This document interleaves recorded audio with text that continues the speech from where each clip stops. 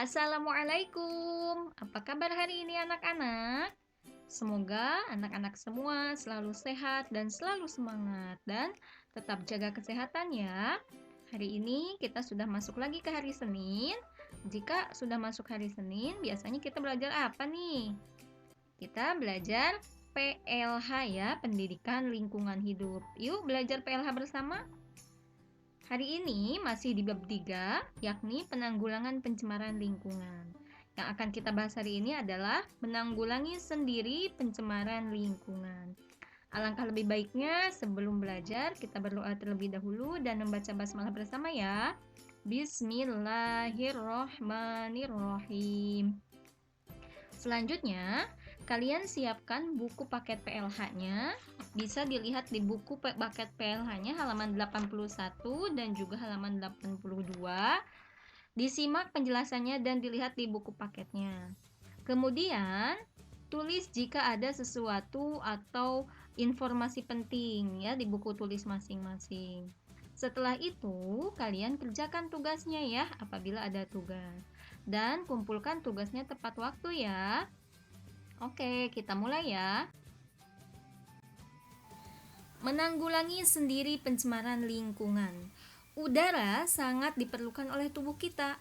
Kita menghirup udara, tubuh mengambil oksigen, kemudian mengeluarkan zat sisa dari dalam tubuh yang disebut dengan karbon dioksida. Kemarin sudah dikasih tahu ya, karbon dioksida itu apa? Di sini juga sudah dikasih tahu. Kalau sudah bercampur dengan zat lain atau terkontaminasi, maka udara yang dihirup itu tidak sehat lagi.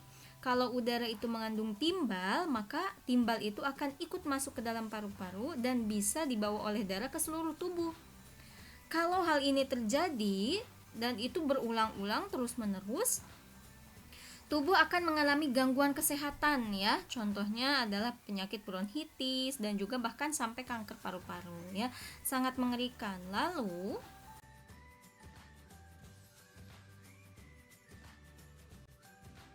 persoalannya sekarang bagaimana menjaga dan memelihara lingkungan agar tetap dapat memberi manfaat kepada manusia, bukan memberikan madarat atau hal-hal yang kurang baik untuk manusia ya. Caranya bagaimana? Kita bisa menjaga agar lingkungan tetap bersih dan juga agar udara yang kita hirup itu tetap tersedia dan jauh dari pencemaran, yakni dengan cara kita rajin menanam pohon di sekitar rumah. Sebab pohon itu berfungsi sebagai penyaring udara yang kotor dan dapat mengubah karbon dioksida menjadi oksigen melalui fotosintesis ya. Apa yang dimaksud dengan fotosintesis? Fotosintesis adalah proses pembuatan makanan yang dilakukan oleh tumbuhan menggunakan air, karbon dioksida, dan dengan bantuan energi cahaya matahari ya. Atau bisa juga disebutnya kalau di bahasa biologinya itu suatu proses mengolah atau pembentukan bahan organik seperti karbohidrat yang berasal dari air dan karbon dioksida dengan bantuan energi cahaya matahari. Prosesnya itu, proses fotosintesis itu, nah ini seperti yang ada di gambar ini ya. Nah, air diperoleh dari dalam tanah yang diserap oleh akar, kemudian dibawa disalurkan oleh batang ke daun ya. Karbon dioksida, ini karbon dioksida yang tadi kita keluarkan dari tubuh kita diperoleh dari udara dan diserap oleh daun melalui stomata atau mulut daun ya. Kemudian, cahaya matahari digunakan tumbuhan untuk membantu proses kimia yang tadi. Ya, membantu proses kimia fotosintesis yang tadi untuk memproduksi glukosa atau gula, ya.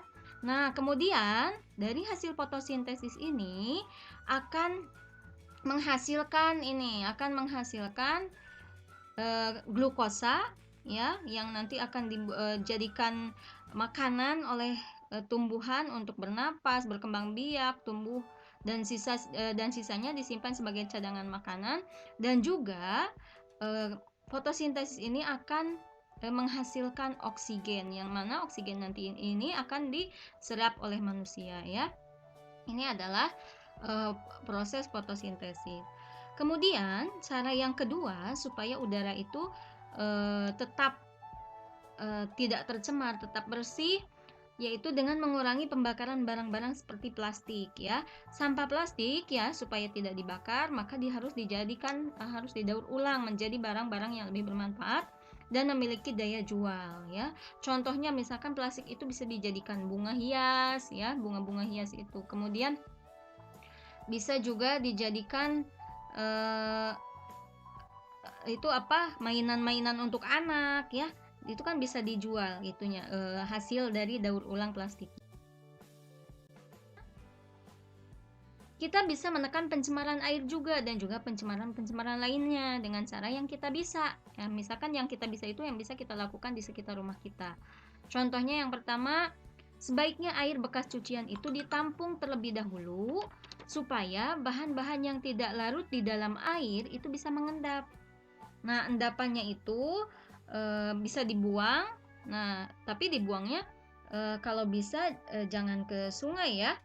Nah, setelah itu gunakan airnya untuk keperluan yang lain seperti membersihkan kendaraan atau menyiram halaman supaya tidak berdebu ya dan lain-lain. Itu kan bisa menekan pencemaran air ya. Kemudian yang kedua, untuk menekan pencemaran air juga adalah menghemat penggunaan airnya. Contohnya dengan menghabiskan air minum ya, supaya air minumnya itu tidak banyak terbuang dan bisa mencemari air-air yang lain yang sudah yang masih bagus. Kemudian ketika menggosok gigi menampung airnya di dalam gelas ya, tidak banyak air yang terbuang jadinya. Ya, kalau banyak air yang terbuang, jadi airnya itu banyak yang tercemar ya. Matikan keran air jika tidak digunakan supaya tidak banyak air yang terbuang. Jangan membuang sampah organik atau anorganik ke sungai ya, ke dalam sungai atau parit. Kok ini misalnya ke sampah berarti salah ya. Ini jangan membuang sampah organik atau anorganik ke sungai ya. Buanglah sampah pada tempat yang sudah disediakan karena biasanya di kota-kota besar seperti ini sudah ada pemisahan antara sampah organik dan non organik dan sudah disediakan tempatnya. Jadi gunakan hal itu untuk bisa menekan pencemaran yang ada di lingkungan kita. Kita kan bisa melakukan itu di rumah ya. Tadi contoh menghemat penggunaan air itu bisa dilakukan di rumah. Kemudian membuang sampah pada tempatnya itu bisa dilakukan di rumah. Kemudian air bekas cucian yang ditampung, kemudian air yang endapannya sudah mengendap di bawah itu bisa kita gunakan untuk hal yang lain, itu kan bisa dilakukan di rumah. Kemudian sampah kering didaur ulang untuk membuat barang-barang lain yang lebih bermanfaat. Seperti yang tadi, misalkan ada botol dijadikan botol hias ya, kemudian ada kardus ataupun misalkan ada plastik, tadi bisa dijadikan bahan-bahan untuk membuat barang-barang yang lebih bermanfaat dan memiliki daya jual ya. Itu adalah cara yang kita bisa lakukan di sekitar rumah kita untuk menekan pencemaran air, pencemaran udara, dan juga pencemaran tanah. Pilihannya untuk kali ini adalah praktek menanggulangi sendiri pencemaran lingkungan yang ada di sekitar kalian. Langkah-langkahnya yang pertama, kalian harus menentukan dulu mau cara yang mana menanggulangi pencemaran lingkungan yang akan kalian praktekkan. Contohnya adalah yang misalnya contohkan di sini menanggulangi pencemaran air dengan menghemat air saat menggosok gigi ya. Ini contohnya. Kemudian praktekkan cara menanggulangi pencemaran lingkungan yang kalian pilih. Jadi setelah dipilih tadi kalian berarti harus mempraktekannya, yakni dengan cara bagaimana menghemat air saat menggosok gigi itu dengan cara menampung airnya, kemudian menampung airnya di gelas, kemudian baru melakukan menggosok gigi supaya tidak banyak air yang tercemarnya gitu.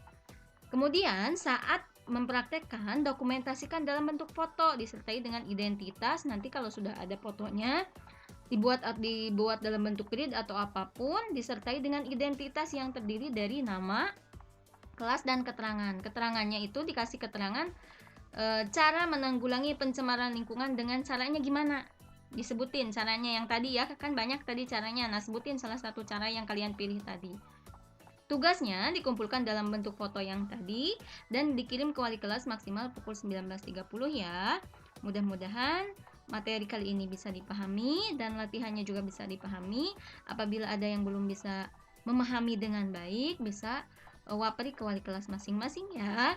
Terima kasih. Wassalamualaikum warahmatullahi wabarakatuh.